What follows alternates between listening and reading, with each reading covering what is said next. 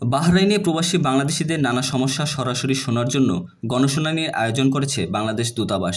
শুক্রবার রাজধানী মানামায় দূতাবাসের হলরুমে অনুষ্ঠিত এই অনুষ্ঠানে প্রবাসীরা তাদের অভিজ্ঞতা ও সমস্যার কথা সরাসরি তুলে ধরেন।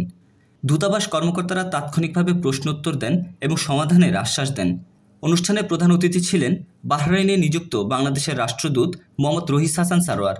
গণশুনানির উদ্বোধনী বক্তব্যে তিনি বলেন, প্রবাসী কর্মীদের সমস্যাগুলো সরাসরি জানতেই এই আয়োজন। দূতাবাসের কাজে স্বচ্ছতা ও জবাবদিহিতা নিশ্চিত করতে চাই আমরা। কোনো সমস্যা হলে প্রবাসীরা সরাসরি দূতাবাসের কর্মকর্তাদের সঙ্গে যোগাযোগ করবেন। পাশাপাশি সবাইকে বাহরাইনের আইন মেনে চলার এবং বৈধভাবে অবস্থানের আহ্বান জানান। রাষ্ট্রদূত আরও বলেন, প্রবাসীরা যেন বৈধ চ্যানেলের মাধ্যমে রেমিটেন্স পাঠান এবং বিদেশের মাটিতে দেশের ভাবমূর্তি অক্ষুণ্ণ রাখেন, সে বিষয়ে সচেতন থাকতে হবে। গণশুনানিতে অংশ নিতে দূতাবাসের ভেরিফাইড ফেসবুক পেজে বিজ্ঞপ্তি প্রকাশ করে প্রবাসীদের আমন্ত্রণ জানানো হয়। সাড়া দিয়ে বাহরাইনে বিভিন্ন পেশায় নিয়োজিত শতাধিক প্রবাসী অনুষ্ঠানে যোগ দেন। অনুষ্ঠানে সাধারণ প্রবাসীদের পাশাপাশি ব্যবসায়ী, সাংবাদিক ও বাংলাদেশ কমিউনিটির বিভিন্ন সংগঠনের নেতাকর্মী এবং দূতাবাসের কর্মকর্তা কর্মচারীরা উপস্থিত ছিলেন।